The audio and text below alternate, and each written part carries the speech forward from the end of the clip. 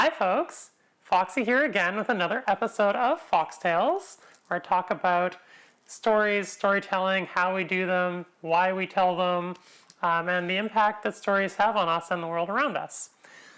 Today, I have an unscripted special treat for you, talking about a funny story-related incident that happened with me and my transition, sort of, prior to my transition, that looking back, I was like, you know, it should have been more evidence. So this is going to be a really queer video, talking about queer art and my relationship to it, which is what this channel is about. Enjoy this one.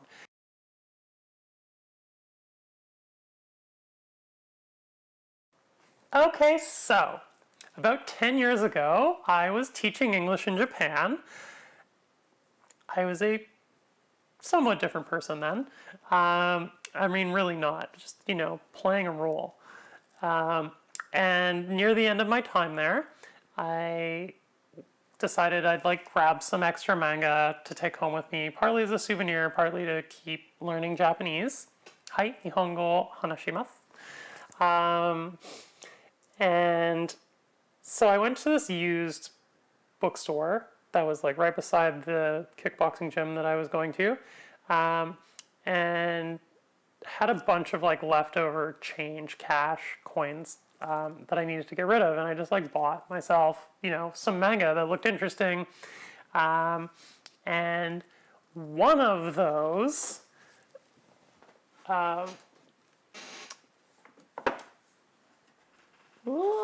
Off my bookshelf. Save it. Yeah. One of those manga series that I picked up, the first 2 issues, is called Are You Alice?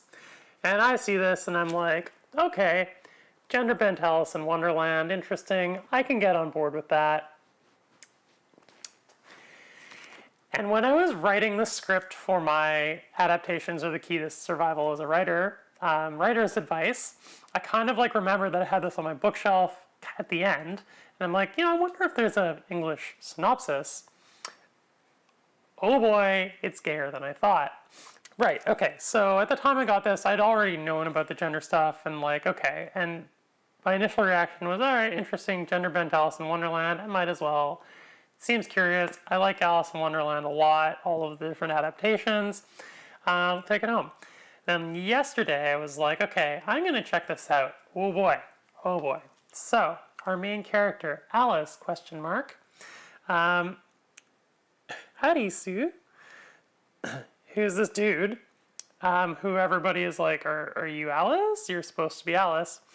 Also known as the White Queen. Oh, it gets better. So,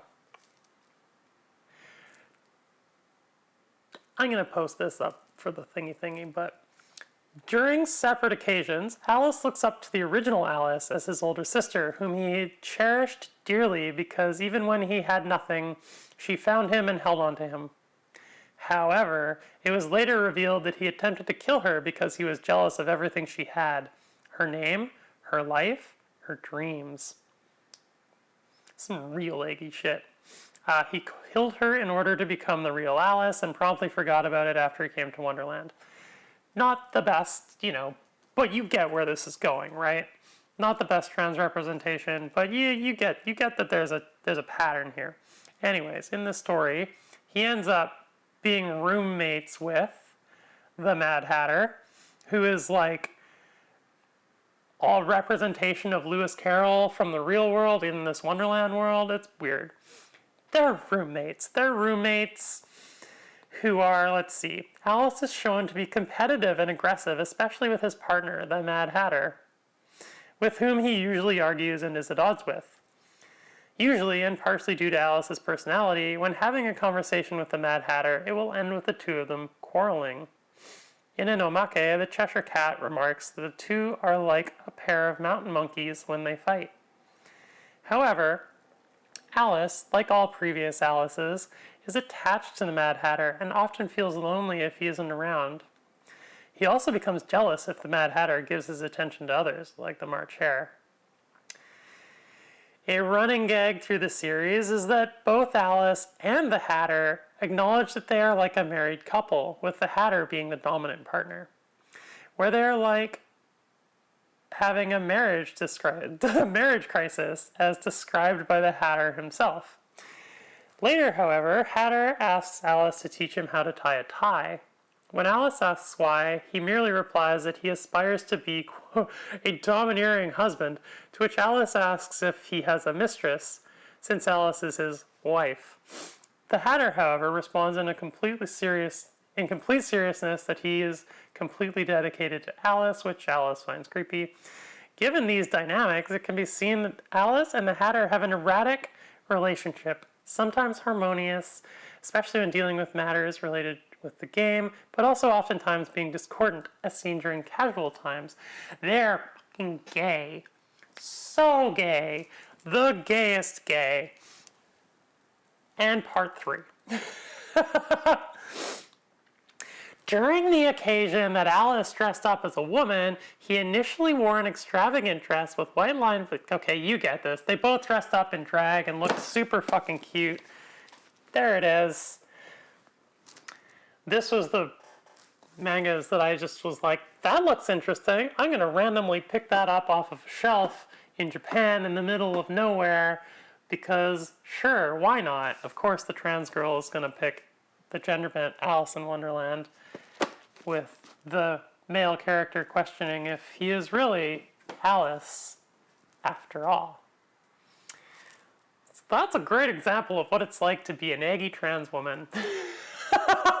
And how these things kind of like build up over your life. I'm like, well, in retrospect, that should have been one of the many signs that something was going on.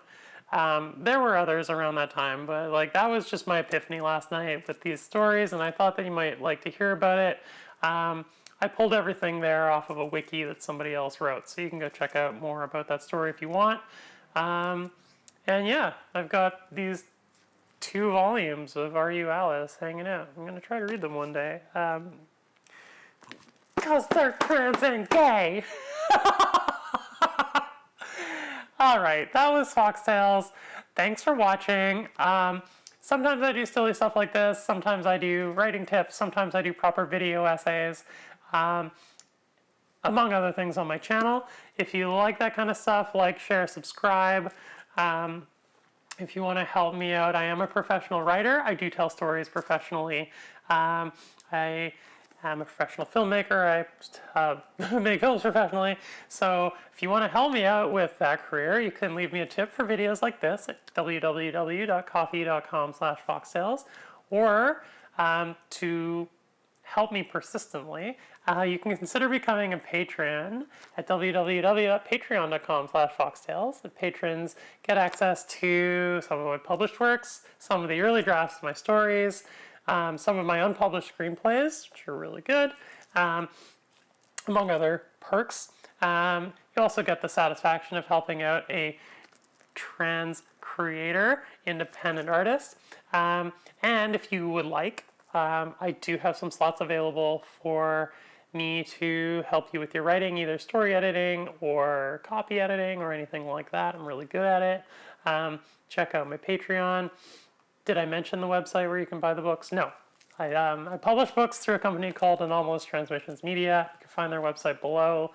Also links to Amazon, my socials, all that. You've been fantastic. I've been FoxxC. This has been FoxxTales. See you later.